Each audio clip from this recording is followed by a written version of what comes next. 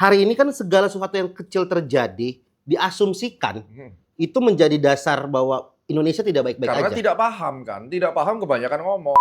Yang bikin bahaya adalah narasi-narasi di media sosial. Mahasiswa kemarin demo. Yang miris adalah ketika mereka berkata MBG stop. Pertanyaan saya, apakah itu mahasiswa? Kamu turun ke jalan, terus bedanya lu sama preman apa? Teriak-teriak, turunkan apa? Kalau saya benci, kamu juga harus benci. Jaket kuning, Dok. Siapapun presidennya, tidak bisa Anda masuk di dalam ranah penghinaan. Prabowo Subiantolo. Oh iya. Itu tidak boleh. Dimanapun, di Iya. agama apapun tidak dibenarkan. Kamu membenci pemerintah, kamu menghujat pemerintah, itu juga tidak akan membuat negara ini jadi lebih baik. Artinya, itu hanya akan menyengsarakan teman-teman kita. Karena kalau narasi Indonesia bangkrut itu didengungkan terus, orang yang nggak ngerti itu akan menjadi pesimis. Kalau sudah pesimis, itu akan berdampak ke apapun aktivitas yang ada di negara kita. Hari ini gue bakal ngobrol dengan Prof. Gema, ngebahas tentang apakah Indonesia bangkrut. Aman ya, aman ya, Bang. Ya.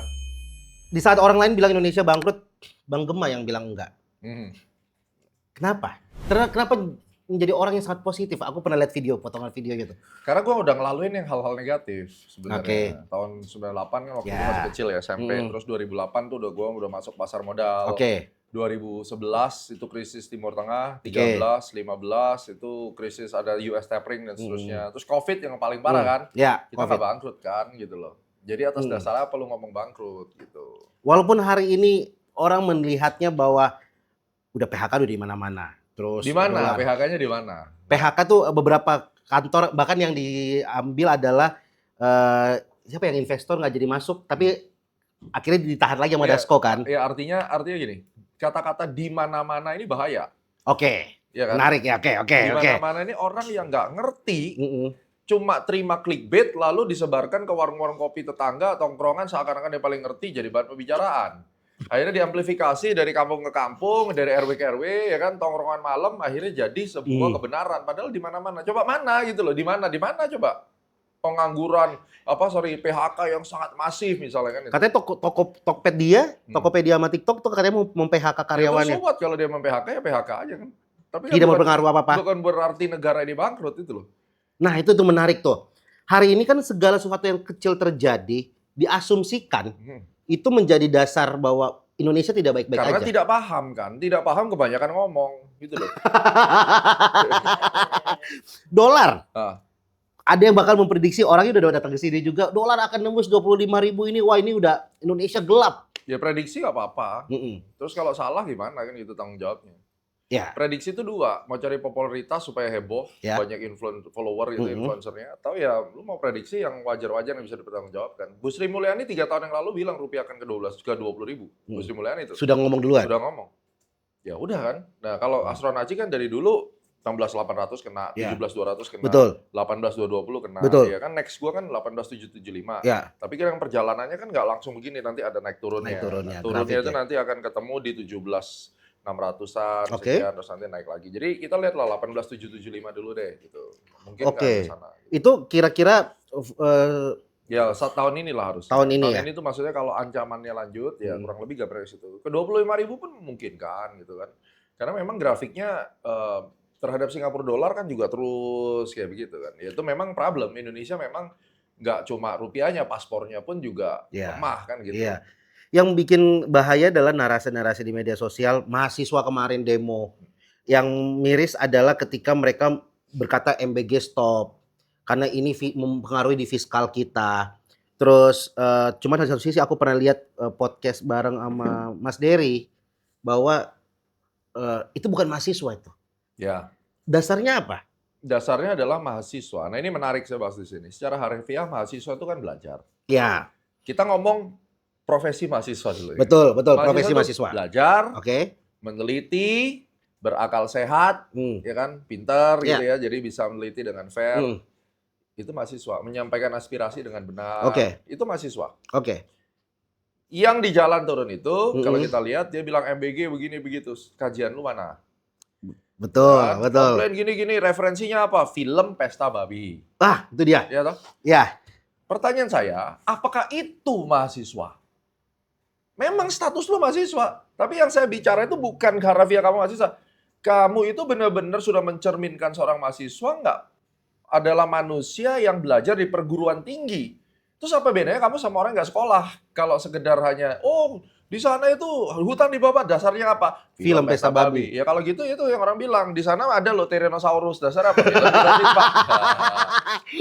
Nalarnya tangkap ya? Ya, ya, ya, Jadi ya, jangan ya. secara harfiah gue bilang itu bukan mahasiswa, bukan masalah itu. Poinnya adalah kamu tuh sudah menyampaikan aspirasimu seperti seorang mahasiswa dengan dasar yang ada atau tidak, gitu loh. Oke, dasar kajiannya apa? Ya. Terus kemudian kamu turun ke jalan. Terus bedanya lu sama preman apa? Teriak-teriak, turunkan apa? Kalau saya benci, kamu juga harus benci. Jaket kuning, Dok. Yang kacamata tuh yang Iya, iya, iya. Yang klakson Ya. kalau ya. Lu apa-apaan lu? Emang lu pikir siapa gitu loh? Kalau ada sama gue tabrak itu, Bro. Kalau di depan mobil gue tabrak. Karena bagi gue itu mengancam keselamatan gue. Betul. Dan Artinya kalau gue nggak klakson, lu mau mukul mobil nah gue. itu dia. Itu dia. Itu mungkin gak banyak yang ngomong adalah di saat itu siapa yang nggak berani klakson? Iya. Iya kan? Siapa yang berani tidak melakukan Ya. klakson? Berarti kan kamu sudah melakukan intimidasi dan keselamatan terancam. Gue tabrak. Lu gebrak aja mobil gue tabrak. Itu sudah kejahatan. Betul. Kalau kamu bicara demokrasi, kamu sendiri tidak demokrasi. Kamu memaksa saya untuk membenci orang. Iya. Dan saya punya hak untuk tidak seprinsip. Iya. Terlepas dari gua pro pemerintah atau gua hatersnya pemerintah, tapi negara demokrasi tidak seperti itu. Kamu merasa kamu dibungkam, tapi kamu membungkam orang lain dengan intimidasi. Nah, saya tanya beberapa teman-teman saya di kampus yang junior-junior, kenapa lo ikut-ikutan? Iya bang, sebenarnya saya juga malas ikut-ikutan. Orang tua saya nggak setuju, tapi kalau saya nggak ikut, saya dikucilkan di kampus. Karena netral pun dianggap buzzer. Iya, hari ini tuh begitu. Iya kan? Ya gue harus punya warna. Kalau Gemma, gue nggak peduli. Lu nggak suka sama gue, jangan jadi klien gue. Lu nggak perlu urusan sama gue. Di lingkungan saya, lu nggak suka sama gue karena gue netral. Pergi jauh-jauh. Gue nggak perlu lu. Iya. Keterkesan sombong ya. Betul. Tapi ini bukan sombong. Ini bicara tentang hak asasi manusia. Kalau kamu merasa punya hak asasi, gue juga punya punya hak asasi. Dengan apa? Tetap netral, tetap positif, dan tetap punya otak. Nah, itu hak asasi. Itu dia. Karena hari ini hak asasi atau demokrasi itu tuh bukan lagi tentang beda-beda pendapat dengan satu tujuan, tapi satu pendapat. Tapi dimanapun bro, orang itu akan berkelompok dengan orang yang sama pendapatnya. Itu wajar. Oke. Iya dong. Bebas berpendapat sesama yang pendapat yang sama. Ya memang begitu dunia. Kenapa lu keren? Lu merasa keren dengan statement itu. Iya kan? Tapi memaksakan bahwa pendapat lu yang benar. Itu penjajahan namanya.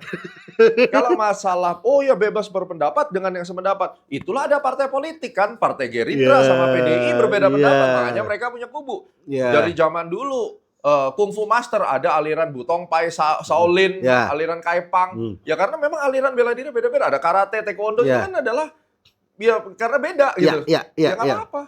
Kenapa emang? Bukan berarti salah juga. Ya nggak salah. Karena yang lucu adalah aku ambil contoh bang, Rocky Gerung kemarin.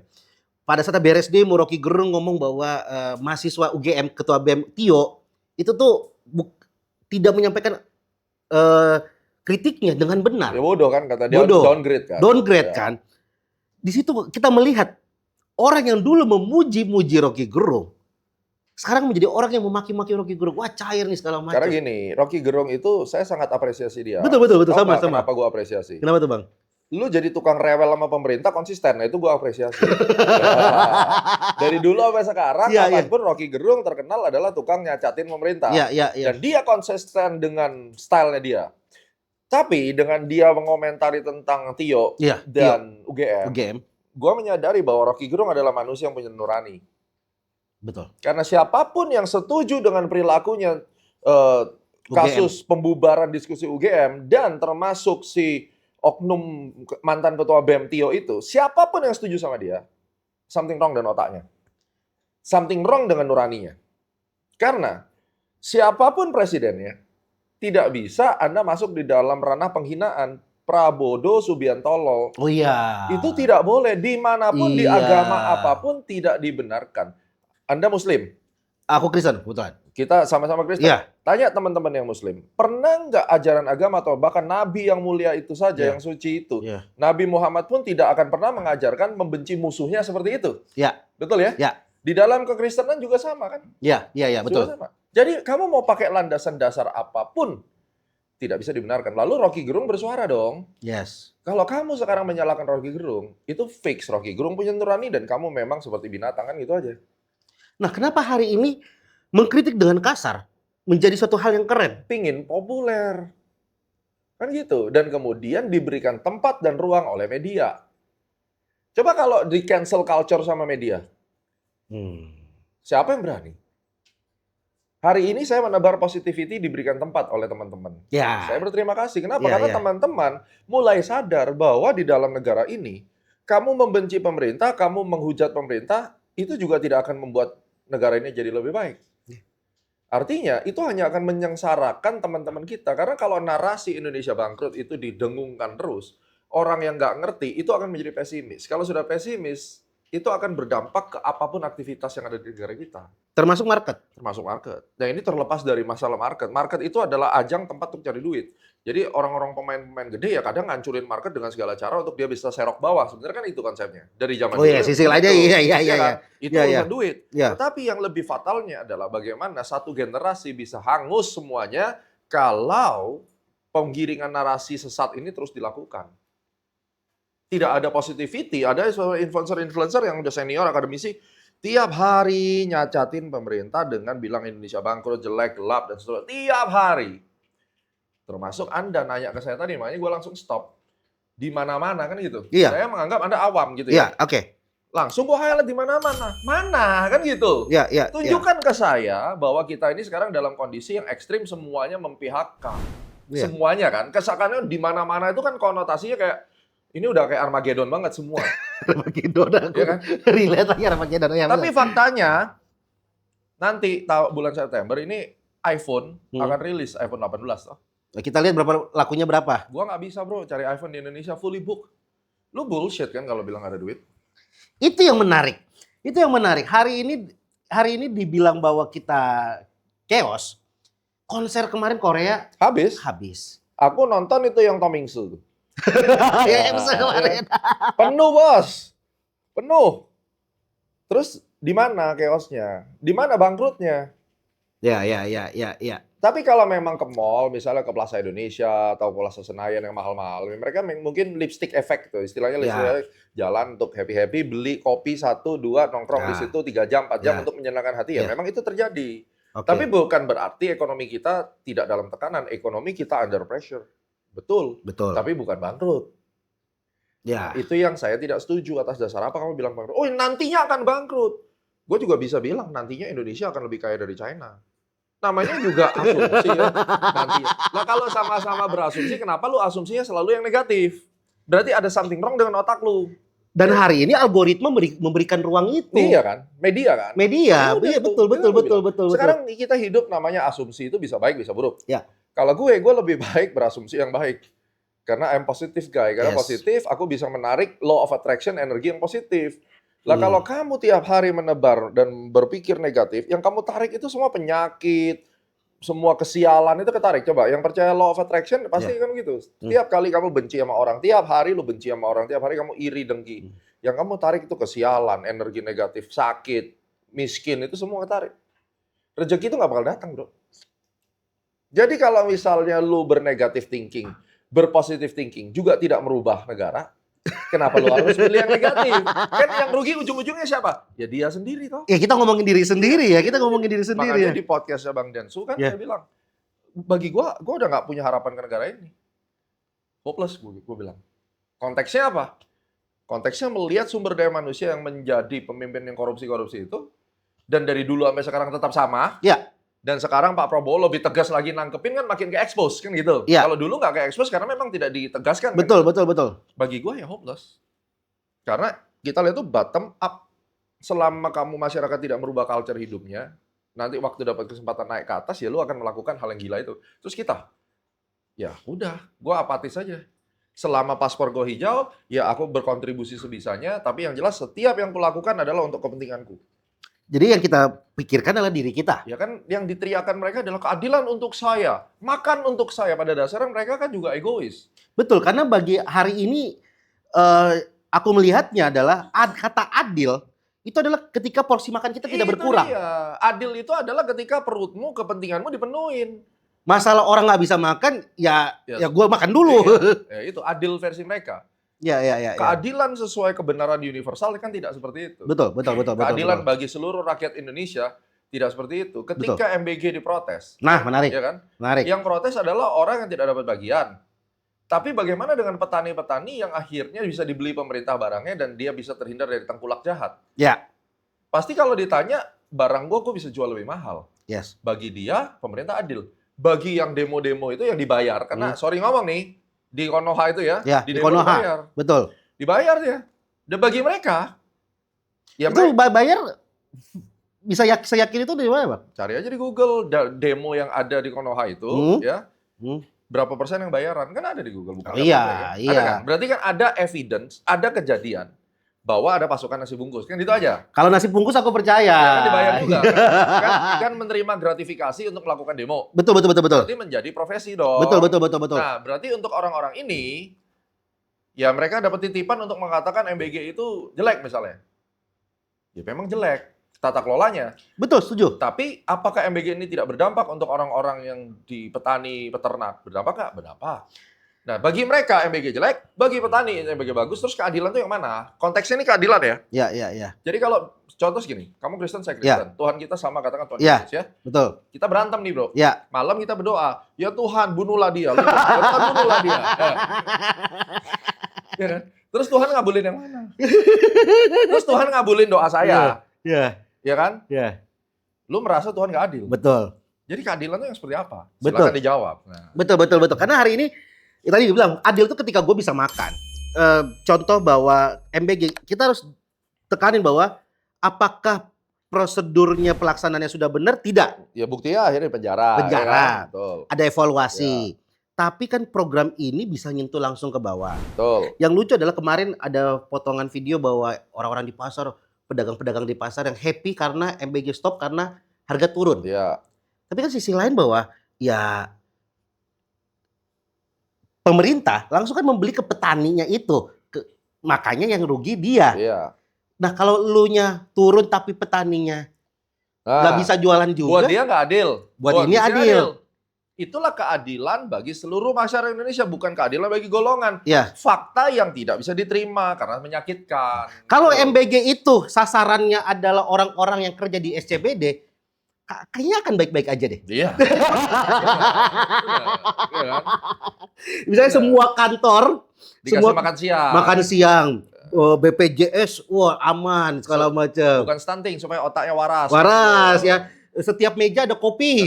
Ada kopi. Tiap jam 1 tuh udah ada kopi. Nggak komplain dia. Nggak komplain. Nggak komplain walaupun cuma 1 gelas kopi sehari kan gitu. Iya. At least gua nggak perlu. Atau sebatang rokok deh setiap hari. Iya. Mahasiswa nggak perlu tesis, nggak perlu skripsi, happy. Semua mahasiswa kuliah pasti lulus. Nggak mungkin demo kan. Ya kan? Jadi semua kebijakan kalau menguntungkan golongan dan itu membuat mereka bisa lebih malas dan enak-enakan pasti didukung. Ya, tapi satu hal tentang MBG yang saya juga sudah mulai mewacanakan dan di channel Astronaci kita bikin kajian. MBG itu kan piring lah ya. Jadi mau dikasih amplop atau piring itu ada di channel Astronaci. Nah itu gua udah kaji, nanti silakan ditonton. Tapi prinsipnya gini, MBG itu sebaiknya yang harus diganti itu bukan untuk stunting, itu coret. Karena memang itu misleading. MBG itu untuk mengentaskan kelaparan anak-anak sekolah. Karena itulah hatinya Pak Presiden, value-nya tuh di situ. Pak Presiden tuh nggak pernah loh di dalam pidatonya atau di dalam values-nya dia itu untuk MBG itu untuk rakyat stunting tuh nggak pernah.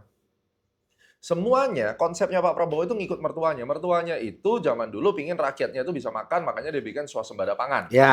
Turunannya kepada menantunya, dia pingin bangsanya tidak kelaparan. Ya kan? Dan itu match dengan teori Maslow hierarki, di mana orang tuh kalau mau belajar, kebutuhan utama biologinya itu harus dipenuhi, kebutuhan safety-nya harus dipenuhi. Biologi itu apa? Termasuk kebutuhan seksual dan lain-lain kan gitu. Nah itu harus dipenuhin untuk orang itu bisa belajar makan, istirahat, ya kan? Nah, yang disasar sama MBG itu kan adalah untuk anak-anak sekolah bisa makan. Memang buat stunting itu ada. Nah, stunting itu sudah dibuktikan bahwa kalau kamu lewat dari 1000 hari, itu menurut WHO, itu nggak ada gunanya lagi. Karena otakmu, badanmu itu sudah terbentuk di situ. Gen segala macam itu, nutrisi itu di situ. Jadi, lebih baik nih kalau MBG, kalau memang mau stunting, PKH itu dihidupkan lagi. Karena PKH itu terbukti selama 6 tahun studi itu mengurangi stunting 23%. Oke. Ya, program keluarga harapan. Ya. Kedua, kalau kamu memang mau pakai MBG itu untuk stunting, melengkapi PKH, udah targetnya adalah ibu hamil, menyusui, dan anak bayi, belikan mereka vitamin. Jadi yang Oke. ngasih aja adalah vitamin, Ya. asam folat, susu yang mahal, kasih ke situ. Ini juga paling sial dijual lagi sama ibu-ibunya itu kan. Oke. Paling sial tuh ya. Ya. Tapi paling nggak tugas negara sudah itu buat Sudah stunting. selesai. Vitamin, kenapa waktu dia masih bayi, ibunya waktu masih di perut. Itu yang harus dilakukan. Karena mereka tuh kalau orang Indonesia beli tahu tempe, sayuran, sama makan, bisa lah. Nggak miskin-miskin amat rakyat kita itu. Kelihatannya pengemis, tapi punya rumah di kampung kan itu terbukti punya Fortuner. Ada kan di berita itu? Kelihatannya doang. Oh, itu ada. Kenyataannya kan demikian. Artinya kalau hanya satu hari membeli 4 sehat 5 sempurna, bisa kok. Tempe, tahu, ikan selar misalnya, Bisa. bisa, ya kan? Tapi ini mohon maaf, ini nggak bisa bikin stunting hilang. Nah, konsepnya Pak Prabowo adalah maunya masyarakat bisa makan. Itu bukan stunting, supaya masyarakat tidak kelaparan. Nah, ganti itu aja yang bikin. Itunya aja, Ya. biar nggak misleading itu. Iya, nggak usah stunting, nggak usah ngomong stunting. Nah, masalah antara dikasih piring atau dikasih amplop, Nah, itu kajian gua. Oke, ya itu kan? nonton. Itu Nonton. kajian gua, itu penting supaya kita bisa membuktikan. Yes, Kan yes. banyak yang bilang lebih baik uangnya dikasih aja. Aku nggak setuju. Kan sudah terjadi zaman bantuan langsung tunainya Pak SBY. Nggak gitu setuju. loh. Nah, gua kasih bocoran dikit. Data PPATK, Eh. KTP penerima bansos Ya. dengan KTP judi online sama namanya. Dan lu jawab aja sendiri kan gitu. Nah, Dan kita bisa lihat dari pemberian dana kalau buat anak-anak kalau di sekolah KIP, berapa banyak kekhawatiran dana KIP pas dapat yang harusnya dibeli sepatu, tas, buku, itu dipakai orang tuanya untuk hal yang lain. Iya. Itulah kalau dikasih uang. Itu culture. Orang tua kagak punya malu, duitnya anaknya pun diembat kan gitu. Kasih di sekolah, sekolahnya pakai buat yang lain Nah. juga. Kalau di Jepang Ya. sudah tusuk harakiri. Harakiri. Nah, di Indonesia kan kagak. Udah Oke. tahu korupsi, udah Oke. tahu jadi narapidana, udah selesai malah nyalon lagi kan gitu. Ya. Negara kita. Ya, negara kita. Ya kan? Nah, berarti kan sebenarnya aku tadi menarik bahwa semua faktornya adalah sumber daya manusianya. Exactly. Bahwa ini itu adalah pola yang selalu turun-menurun. Nanti banyak yang komen, dianggap wah botak gila, gue dibilang botak sekarang. Kenapa? Karena mereka nggak bisa terima kenyataan ini, karena itu menyakiti hati mereka dan golongannya. Aku juga pernah kok, Bang. Iya. Di Instagram aku bilang bahwa hari ini tuh sebenarnya yang berubah, yang harusnya berubah nggak cuma yang di atas kita. Nah, iya. Waktu yang kasus yang di Sumatera, yang musibah bencana, aku bilang ya pejabatnya memberikan izin ilegal, masyarakatnya buang sampah. Iya, benar. Iya kan? Benar. Pejabatnya korupsi, masyarakatnya pungli. Pungli. Makanya yang berubah jangan cuma yang di atas, yang di bawah terus pada semua protes. Protes. Enggak lah, yang dirubah sistemnya, masyarakat akan ngikutin Lah, sistem. sistem itu kan harus ada orangnya lah. Orangnya dari bawah gimana Betul. caranya? Ini ayam dulu atau telur dulu nih? Nah, kan? itu kan Logikanya nggak nyampe. pada akhirnya menurut kan yang paling benar adalah struktural dan kultural itu harus berubahnya bersamaan, nggak bisa. Betul. Nggak bisa. Betul. Kalau salah satu itu akan kembali ke Nah, pola sekarang yang ini, sama. gua ada bahas juga menarik kayak manusia itu pada dasarnya bajingan dari awal, dari zaman penciptaan, ya kan? Itu namanya human nature. Udah dibilangin sama Tuhan jangan makan buahnya, Ya. lu makan. Habis itu giliran lu makan, ya kan? Lu nuduh dia yang ngajakin gua makan. Iya, ini nih yang Ya ini kan? ular nih. Habis itu ular nuduh kan? Iya, nuduh. Sama nggak kejadian sekarang? Dari zaman diciptain udah brengsek pada dasarnya. Dan kalau kita sadar, manusia itu emang terlahirkan menjadi makhluk yang egois. egois. Karena pas lu lahir, lu langsung oe-oe. Weh. Lu langsung minta perhatian ke diri lu. Nah, Ya kan? Iya. Nggak ada lu keluar kayak ya udah kalian tenang dulu aja, kan nggak ada. Nggak ada. Masih lebih mandiri binatang kan ya? Gitu. Makanya gorila pun kadang malu bro disamain sama kita. Bro. Iya, karena manusia tuh lahir langsung nangis, langsung oe-oe dan dia minta perhatian Iya. ke dirinya. Jadi manusia tuh lahir dengan tingkat ego. Nah, egonya tinggi kan? Iya. Terus kita lihat anaknya Adam dan Hawa, Kain dan Habel. Iya. Iya kan? Iri-irian ditimpuk adiknya sampai mati. Beda nggak sama sekarang? Sama aja bro, dari zaman dulu sampai sekarang. Makanya kalau kita lihat bule-bule itu, Ya. gila-gila itu, di negaranya rapi, taruh jadi ke Bali. Jadilah dia binatang di Bali. Melampiaskan semua kebinatangannya di negara kita. Kenapa? Karena negara kita kagak pernah tegas. Coba kalau dia melakukan itu langsung. Di negaranya. Ya, sorry ngomong nih ya. Iya. Kayak di Arab tuh. Iya. Dipotong alat Potong, kelaminnya. iya. Coba berani lu bikin syuting porn di negara gue, lu gila. Iya. Iya kan? Iya. Kok nggak berani lu syuting di Arab? Kalau nggak dipotong, pingin tahu. Iya. Coba. Berarti sebenarnya ini bukan masalah siapa presidennya. Manusianya, bro. Karena kan apa-apa hari ini, ini rezimnya ini. Ini rezimnya. Nah, itu yang gue selalu bilang ini. Anda Kristen nih, cocok nih kalau Kristen. Yuk, lahir tahun berapa? Aku 93. 93 ya. Berarti waktu kamu SD itu tahun berapa Indonesia tuh? SD itu berarti 99. 99, pas krisis ya. Pas Oke lah, krisis. lu SMP deh ya kan, berarti Ya. tahun 2000-an. Lu ke gereja kan? Gereja. Ya. Lu sering dengar dong orang doa syafaat.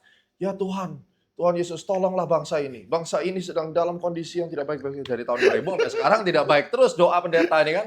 Gue bingung terus kapan baiknya ini. Jadi kalau sekarang tidak baik-baik saja. Dari zaman itu pendeta kagak pernah bener doa. Iya.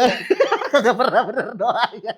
Jadi kapan kita pernah baik-baik saja, iya kan? Iya. Coba. Emang kondisinya kalau bahasaku adalah kemarin aku sempat ngajak teman-teman BEM Undip Semarang ke sini ngobrol aja. Aku bilang bahwa yang perlu diselesaikan adalah reformasi 98. Bukan nurunin Prabowo ya. Kalau sesebelnya kalian sama Prabowo, itu hal yang beda. Masalah hari ini adalah masalah tahun 98 yang belum diselesaikan. Iya, belum selesai, benar. Soeharto diturunkan, tapi yang diturunkan hanya sosoknya. Tapi masalahnya nggak diselesaikan. Pertanyaannya yang nurunin Soeharto siapa? Nah, kan itu gue dulu bahas di konten gue. Iya. Kamdesu kan ngakuin memang Amerika yang nurunin. Dan itu kan propaganda IMF juga kan? Jelas kan nggak masalahnya ini bukan dugaan, ini sudah diakui secara resmi bahwa kami memang pingin Soeharto. Ya ada statementnya. Terus loh kok bisa negara lain kok nurunin presiden negara lain? Oh memang bisa, presiden Venezuela gua culik selesai. Iya. Kan memang budaya ini adik kuasa ini mengontrol gitu loh. Itu sudah ada. Jangankan itu, kemarin aja di Piala Dunia kartu merah Amerika di delete. Diintervensi bisa loh Trump intervensi FIFA. Hey, kok bisa? Jadi sekarang lu bagus ketemu presiden keras kayak Pak Prabowo. Oke. Mau coba digoyang, ini kan lagi digoyang. Oke, point of view kita lagi digoyang ya. Kagak mati-mati tapi yang digoyang kan gitu. Iya. Aku pernah ngomong di kontenku, aku bilang gini. Ini terlepas lu benci atau tidak, apapun motifnya menurunkan Pak Prabowo. Apapun motifnya. Kalau mau makar impeachment, kalau bahasa Bang Ferry Amsari, impeachment bisa nurunin dua-duanya, ya udah silakan. Tapi jangan yang disebarkan adalah isu. Solusinya apa? Nggak ada. Karena mereka bilang, gue bayar pemerintah bukan tugas gue cari solusi. Karena mereka nggak punya otak sampai ke sana mikirnya. Nah, ketika mereka adalah akademisi, ini beda dengan masyarakat biasa ya, menurutku ya. Akademisi versi mana dulu? Maksudnya kalau mereka mengaku bahwa mereka akademisi. Ya, orang di pinggir jalan juga bisa ngaku dia akademisi. Ini yang sekarang gue mulai tembus lebih dalam lagi. Oke. Ngaku dosen, ngaku ini. Pola pikir lu tidak mencerminkan pendidikan lu di situ. Kayak gue pemikiran seperti ini, gue disebut logic fallacy. Yang ngatain gue logic fallacy, tingkat ekonomi, sosial nggak sama gue, jauh di bawah misalnya. Sorry ngomong nih, gimana caranya lu bisa ngatain gue logic fallacy? Lah terus lu bisa membuktikan apa? Sertifikasi internasional gue berapa banyak cuy? Beres. Gue ada di USA loh sekarang. Gue berdikari, gue ke negara orang, gue bisa survive punya sekolah pilot di situ. Kalau gue logika fallacy, mungkin nggak sih gue bisa survive di negara orang? Katakan pun lu punya duit banyak. Ini bukan masalah duit, ini masalah mindset kan. Terus lu berani-beraninya ngatain gue gitu. Nah sekarang di Indonesia ini kan rajanya formalitas. Oh maksudnya gimana tuh? Kita itu negara yang hancur karena formalitas. Oke. Coba deh kita lihat di negara kita ya. Apa sih ujian yang nggak formalitas? Oke. Coba tunjukin ke gue. Semuanya adalah simbolik dan hanya formalitas. Ya, bikin SIM. Terus sekarang sudah banyak perbaikan. Contoh OJK. Contoh Bapepti. Ya, OJK itu ada lisensi profesi. Oke. Itu keras ujiannya, bener-bener saklek. Oke. Mulai itu. Iya. Ya kan? Sertifikasi ya. Saklek. Oke. Gua punya itu. Oke. Lu bilang gua logic fallacy. Oke. Lu coba ikutin sertifikasi yang gua jalankan, yang hakimnya adalah pemerintah yang saklek dan yang internasional gitu. Lulus nggak? Lu kalau nggak lulus nggak usah ngomong. Tapi yang formalitas betapa banyaknya. Ya toh? Setiap kali ada meeting, mau bahas sesuatu meeting penting, datang sambutan aja udah 15 menit. Oh iya. Iya kan? Iya. Yang terhormat 1, 2, 3, 4 banyak banget. Habis itu meeting baru sebentar udah pergi. Azan bunyi, Bro. Oh, azan. Habis itu makan siang, Bro. Ngerokok dulu, datang, udah sore, besok kita lanjutkan. Kagak jadi meeting tuh sehari. Formalitas nggak? Tapi begitu masuk di buku catatan hari ini telah dilaksanakan meeting ini. Hasilnya mana? Iya. Rembers tuh. Nah, ya kan? Tapi meetingnya di hotel bintang 5. Nah, itu dia. Studi banding ke Eropa. Studinya kagak, Iya. ya kan? Membandingkan Hermes atau LV. Ya. Coba. Jangankan itu, teman-teman DPR nih ya. DPR ada yang bagus, ada juga Ada. yang ketika turun ke lapangan yang harusnya kunjungin 5 RT, cuman 1 RT tapi spanduknya tetap 5. Jadi diganti spanduknya. Kunjungan RT 1 foto, ganti spanduknya RT 2. Padahal di tempat yang sama. Habis itu pakai rompi kayak SWAT. Iya. Karena yang si Tio ya, Tio ini, aku juga pernah ngobrol sama dia. Aku cuma bilang bahwa ya yang diuji adalah nanti ketika apapun yang semua lu omongin, lu bisa pertanggungjawabkan, ya kan? Dan Tio ketika BEM UGM, aku juga nggak setuju BEM UGM melakukan pembubaran. Karena cuman BEM UGM yang narasinya berbeda dengan kampus lain. Ya. Di kampus lain, UI, Undip, atau kampus-kampus yang di Jakarta yang demo, bahkan yang Trisakti ketemu Dasko, itu nggak ada satupun yang bilang bahwa turunkan Prabowo. Cuman UGM yang berteriak turunkan Prabowo. Nah, Pertanyaannya, setelah Prabowo turun apa? ya. Kalian mau apa? Ya rektornya jadi presiden kan. Wow, Kita nggak Bapak tahu. Rektor urusin dulu deh Iya kan? dosen-dosen yang kena kasus kakao itu ya. Nah, iya kan? Ada tuh. Bener. Jadi awalnya si Tio itu juga oke lah. Awalnya bagus. Oke. Tapi keblinger habis itu ngomongnya gak karu-karuan. Udah jadi opini kayak presiden tuh jadi sales kemana-mana. Iya. Udah ngaco lah. Jadi Iya. kayak inilah kebebasan berpendapat yang katanya kita itu negara pembungkaman. Ya enggak lah ya. Kalau ngomongannya kayak gitu ya kalau nggak dibungkam. Lu kalau di Rusia udah selesai lu ditembak sama Putin. Nah tadi IMF tuh menarik tuh tadi IMF bahwa kan aku lihat kontennya Bang Gema kan ada yang membandingkan tuh yang ditabelkan ya bahwa hari ini pun IMF juga mengintervensi. Terus aku percaya bahwa hari ini arahnya adalah kita pengen jadi negara yang mandiri, yang berdiri dengan kekuatan sendiri, berdaulat lah, istilahnya berdaulat, tidak bergantung pada. Itu yang dilakukan Pak Prabowo, makanya dihantam terus kan sekarang. Ada yang bilang ya nggak mungkin kita bisa berdiri sendiri. Makanya kita bergantung sama orang lain, sedangkan negara lain juga tidak percaya sama kita. Nah, menurutku bukan nggak percaya, hari ini mereka was-was. Karena kita memotong semua akses-akses yang mereka bisa menguasai kita. Emang begitu. Emang gitu kan berarti kan ya? Sekarang kan presiden yang paling kontras dan terang-terangan untuk menghantam oligarki kan sebenarnya cuma Pak Prabowo.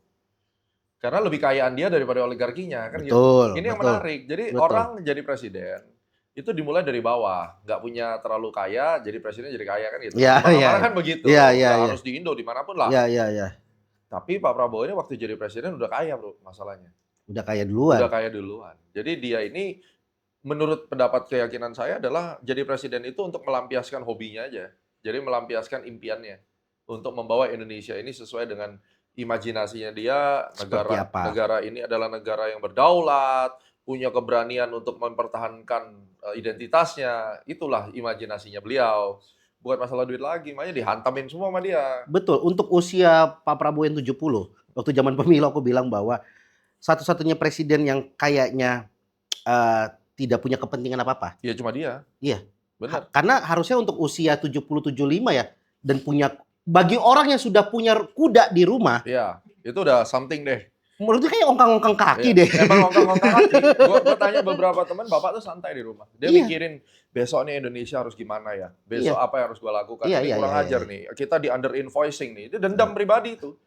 Rakyat kita itu sumber daya mineralnya diambil, diekspor ke negara lain, tapi under invoicing. Tapi setuju nggak Bang, kalau menurut saya semua cita-cita Pak Prabowo hari ini terbentur karena ini benang kusut dan karakter SDM-nya yang tidak bisa menerima progresif banget nih. Yang saya pikirkan adalah kalau Pak Prabowo belajar cara halusnya Pak Jokowi mungkin bisa berhasil. Pria Oslo ini. Ini orang jago nih. Setuju, sepakat. Ini orang top. Jago. Jadi kalau misinya beliau itu dikelola dengan cara alon-alon asal kelakuannya Pak Jokowi, jadi sekarang kita lihat ya kontra. Buktinya apa ngomong gitu? Ini buktinya lagi. Di eranya Pak Jokowi, masyarakat tuh benci banget sama cebong kan gitu. Cebong kampret, Jokodok, termul. Kenapa? Karena Pak Jokowi itu terlalu diam. Oke. Terkesan nggak mau nanggepin apapun. Betul. Ya kan? Ya. Urusan negara pun dia diam. Iya. Ya. Jarang banget ngomong pidato. Jarang banget pidato. Kontrasnya di era Pak Prabowo kebanyakan ngomong. Jadi ini kayak 180 derajat. Indonesia dari 10 tahun dipimpin presiden yang diam, apa-apa nggak ditanggepin, malah keluar meme kan. Kok tanya saya, ya nggak Ya tahu nggak kan itu tahu, kan. iya, Disebut iya. pelongo-pelongo kan Iya, gitu iya, kan. iya. Tapi kan beliau mainnya senyap di bawah. Itu dia. Akhirnya kan nggak ada gorengan. Sekarang kan orang bercandanya, wah pidato nih besok Pak Prabowo. Merah, oh, iya, merah saham deh. kita, Iya, kan iya. gitu. Kita tungguin nih potongan-potongannya. Karena kebanyakan ngomong di rezim kali ini. Yang ngomong itu mending kalau bener.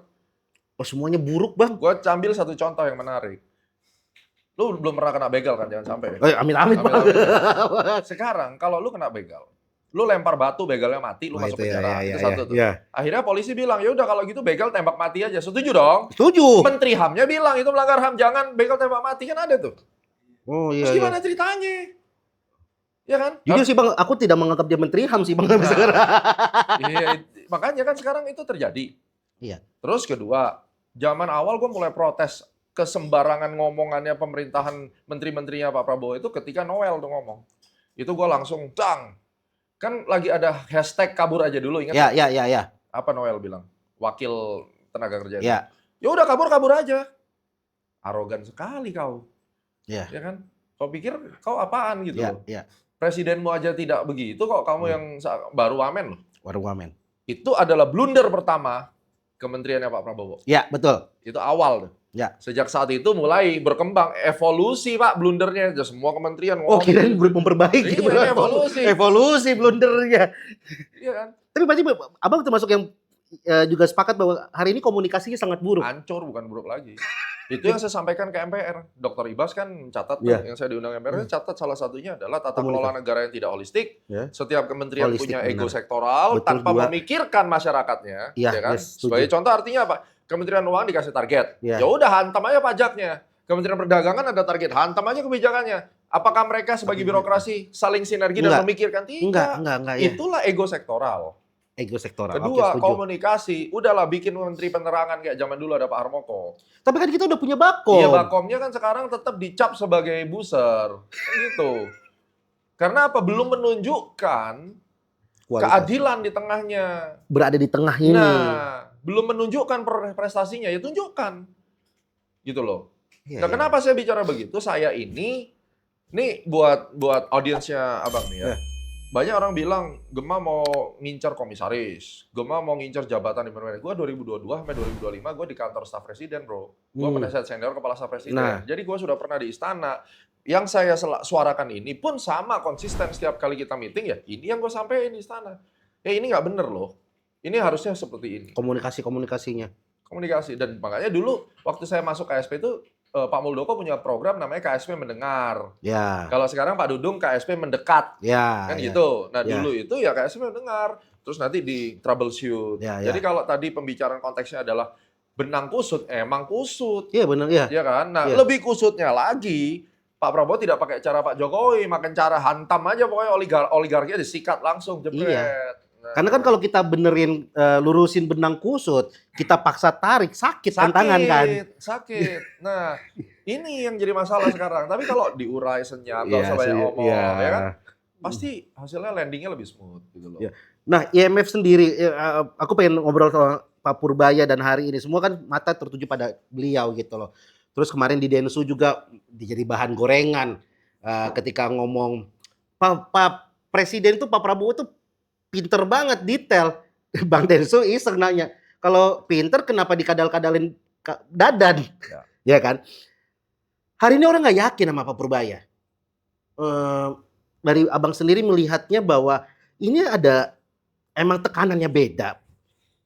Atau emang kita butuh waktu lagi untuk melihat apa yang sudah dilakukan oleh Pak Purbaya? Ini pertanyaan yang kompleks juga. Betul, aku tahu ini kompleks banget. Jadi gini, kenapa orang tidak yakin sama Pak Purbaya? Karena setelah Pak Purbaya jabat 6 bulan, rekening dia cuma tetap aja 1 bulan 10 juta. Nah masalahnya di situ. Kayak Pak Purbaya jabat setahun kok gaji gua nggak naik ya? Iya, Coba tanya orang di pinggir jalan atau Iya. siapapun itu. Pak Purbaya gimana? Sama aja hidup gua juga masih susah. Lah itu loh misleadingnya. Oke. Lu hidup susah nyalain menterinya, apa urusannya kan gitu. Kalau kamu sehari kerja 8 jam susah, ya kerja 16 jam dong. Itu kan dilakukan sama orang India dan China, bro. Iya. Iya kan? Nah, kalau kita bicara apakah Pak Purbaya mampu mengurus itu, Pak Purbaya bisa sampai duduk di situ kan bukan orang bodoh juga. Beliau kan punya visi, punya angle juga. Cuman saran saya kepada beliau adalah, Pak, mohon dengan segala hormat, Pak, tidak semua masyarakat itu ataupun elit-elit politik itu sepintar Bapak. Jadi bercandaannya Bapak itu, statement-statement Bapak itu nanti digoreng, dipelintir. Mendingan Bapak diam, nggak usah ngomong apa-apa. Bukan berarti Bapak nggak boleh ngomong. Tapi kasihan, nanti Pak Purbaya itu punya visi yang bagus. Diwawancarai karena dia capek, dia kesel, akhirnya dia ngomong sesuatu, malah jadi bumerang. Mendingan diam. Dan itu masukan buat semua menteri sih sebenarnya. Mendingan diam. Semua menteri mending diam deh. Iya. Iya, mending diam. Karena ini ya, tidak semua kok strategi negara, keputusan negara itu harus diumumkan, tidak semua. Kenapa harus diumumkan ke rakyat? Tidak ada kewajiban. Tapi pemerintah wajib memberikan gambaran besar. Kalau dulu ada GBHN, garis besar haluan negara. Anak-anak muda nggak tahu tuh Ya kan? GBHN itu. GBHN. Iya, nggak tahu tuh, iya. Nah, pemerintah bertanggung jawab bahwa ini kita melalui pidato resmi presiden ya. Kayak Trump gitu ya. Kayak misalnya. Trump. Walaupun Trump juga selengean juga kalau pidato kan. Tapi paling nggak kalau Pak Prabowo mau memberikan garis besar haluan negara, kita tuh maunya begini loh, arahnya gini loh. Blueprint-nya lah. Blueprint-nya. Iya. Hadir kayak ke podcast Pak Prabowo yang benar ngomongnya. Itu justru lebih akan humanis. Jadi misalnya close the door. Ya. Kan pernah Pak Prabowo datang ke Deddy Corbuzier. Ya. Ya sekarang datang lagi sebagai Presiden Republik Indonesia diundang podcast. Itu akan lebih bisa diterima dibandingkan pidato kenegaraan tapi kelepasan ngomong terus. Konteksnya berbeda. Karena bisa digoreng, dan yang goreng bukan cuma Indo, digoreng asing juga. Itu yang fatal. Iya ya. Itu karena di asing nganggap ini adalah presiden bicara secara kepala negara, sebagai kepala negara. Ngomongnya begini, gua pelintir sini, pelintir sana. Dan menguntungkan mereka dong. Akhirnya keluar sel Indonesia, gua fight back. Kenapa sel Indonesia keluar, gua langsung hantam. Itu gua nggak dibayar loh guys. Nggak sanggup lah bayar gua, sorry ngomong. Ya kan? Ada yang nanya, lu mau dibayar berapa sih? 30 miliar sebulan. Gua bikinin konten yang indah buat pemerintah.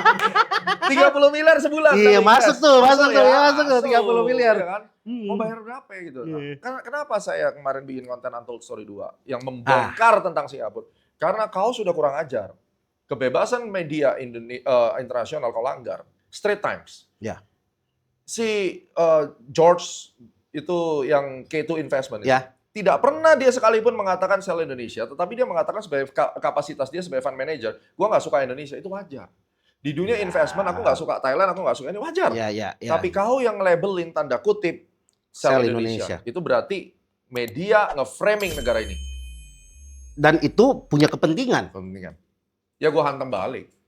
Seseksi apa Indonesia di mata dunia? Seksi banget. Kalau enggak yang namanya Portugis, Belanda kagak kesini. Ya kan? Dan sampai hari ini masih diincar. Iya kan? Coba lihat Freeport, terus kilang-kilang minyak Amerika, kan ada di sini. Kalau kilang-kilang minyak ada di sini, invest di sini, beda nggak sama Venezuela invest mereka di situ? Sama kan? Iya. Jadi kalau Anda ngikutin semua statement saya dari semua konten saya, lu akan tahu benang merahnya Gema itu warnanya apa. Gue nggak perlu jelasin. YTTA yang tahu-tahu aja. YTTA. Nah yang menarik kan berarti Prabowo ini kalau di konten abang bicara bahwa ada dua kaki. Bermain ke barat, ya ke Amerika, bermain ke Rusia. Ya. Itu yang nggak disukain. Sama Amerika? Sama Amerika. Gitu. Tapi kan itu juga buah si malakama tuh. Emang. Bedanya Pak Prabowo tuh main keras. Oke. Pak Jokowi main halus. Oke. Nah, sebaiknya di dalam berpolitik global itu ya kita memang harus main yang gaya Solo itu nampaknya lebih menarik. Lebih menarik karena 10 tahun stabil kan. Ya, kan gitu. Kita baru 1,5 tahun udah gubak. Iya, karena yang menarik itu adalah kalau ingat pria Solo ini ya, Wus. Itu kan di tengah jalan harusnya Jepang. Tiba-tiba cut diganti ke Cina. Iya. Dan waktu itu Jepang sempat marah tuh kalau nggak salah. Tapi emang saktinya orang ini, ya udah selesai. Freeport ini nego sama dia. Menjago orang ini. Iya. Beda gaya. Nah, beda gaya. Gaya militerismenya Pak Prabowo itu nampaknya tidak membuahkan hasil positif dari sisi geopolitik. Gitu loh. Apa karena masyarakat sudah terbiasa dengan gaya? Bukan, ini kita nggak bicara masyarakat Indonesia. Oh, luar ini. Kita bicara geopolitik internasional. Oke. Ya, gayanya terlalu terlalu keras gitu ya. Ya. Artinya keberpihakannya terlalu keras. Habis dilantik besok join BRICS meeting, coba bayangin. Iya BRICS sih. itu kan dedolarisasi, bro. Iya sih. Lu baru dilantik udah join komunitas untuk menghapus US dollar, gimana ceritanya? Iya sih. Emang kadang-kadang harus direm sih. Iya kan? Ya kan orang Makanya juga sebel sampai juga. gue bikin kajian, setiap kali ke Prancis itu turning point di IHSG. Jadi drop marketnya. Setiap kali ke Prancis. Dan setiap kali ke Prancis kan ada aja pulang bilang, kita bikin deal sekian, flexing. Sedangkan perjanjian lu sama Amerika lu kagak bayar-bayar. Mau beli ini, mau beli itu Iya, kan belum ditransfer duitnya. Iya, iya. Ke Amerika nih. Sama Amerika. Iya. Tapi sama Prancis tiba-tiba Rafale turun. Iya. Kan gitu. Iya. Pesawat Airbus Iya. A400 turun. Iya. Perjanjian sama Rusia 100 juta barrel kontraknya. Apa nggak panas? Sebel sih Trump. Sebel kan?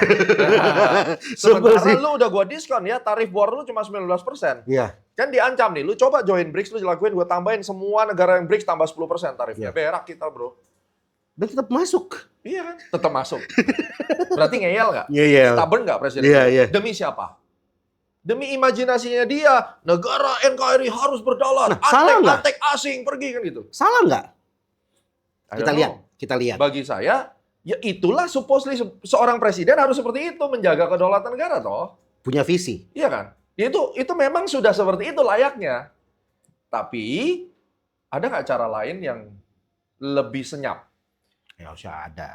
Tapi beliau itu ingat loh, jenderal, komandan Kopassus, kalau Pak Jokowi tukang kayu. Tukang kayu itu, kayunya kok nggak pas ya? Iya, Jadi iya. gua gergaji dikit, Ya. gua ganti, ya kan? Itu Iya, tukang iya. kayu. Kalau tentara, nggak pas, tembak kau. Dor, dor, dor, dor. Menang, kita akuisisi. Tentara. Iya. Kalau untuk menteri-menteri harus diakuin Pak Jokowi ini top lah. Karena emang tukang kayu yang bisa pinter bikin kabinet kan. Iya, Iya kan? kabinet. Masuk. Oke, berarti buat masyarakat mungkin dari Bang Gema sendiri, apa yang harus dilakukan oleh masyarakat kita hari ini dengan era digital yang wah gila nih hari Gini ini. bro. Capek loh Bang, jujur kalau gue Capek, pribadi capek gue ngikutin. Satu rated.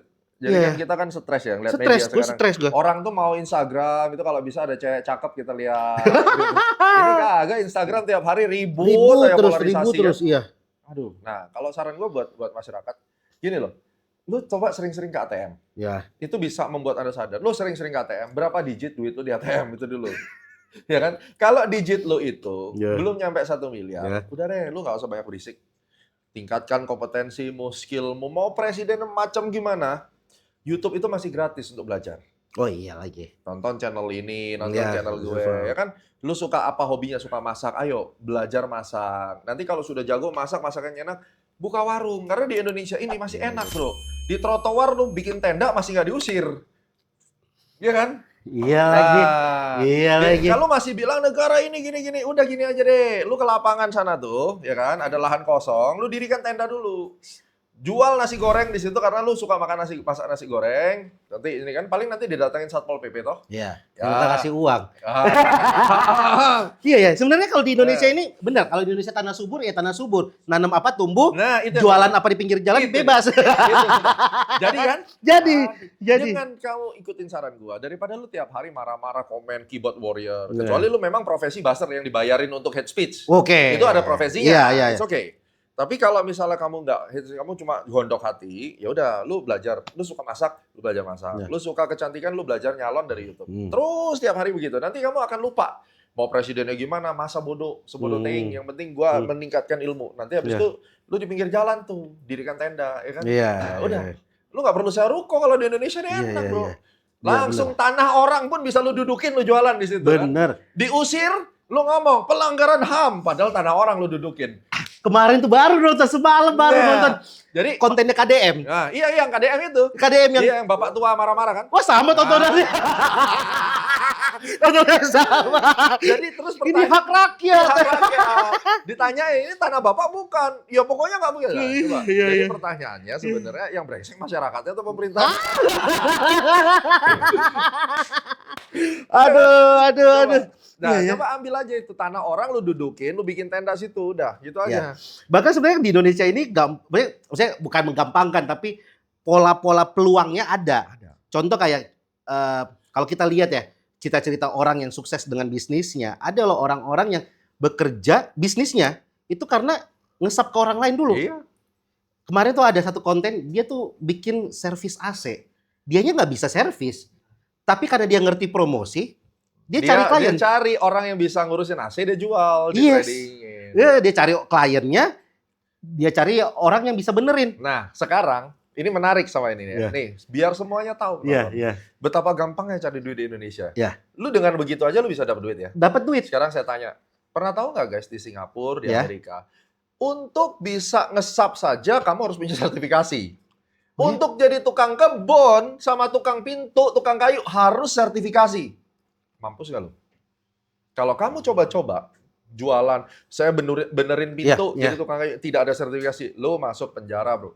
Karena bukan specialty lo. Ya, masih bilang di Indonesia negara yang hopeless. Lu tuh bukan hopeless, bukan masa hopeless. Lu tuh di sini. Kamu itu tukang masak, besok bisa jadi tukang kayu tanpa harus bisa jadi tukang kayu kan di sini. Iya. Kurang enak apa? Ada cerita temen, ada orangnya masih ada sampai sekarang. Dia DO. Memang basic orang kaya, tapi males. Ya. Tapi satu titik dia sadar, dia bermodalkan open PO, tas gunung.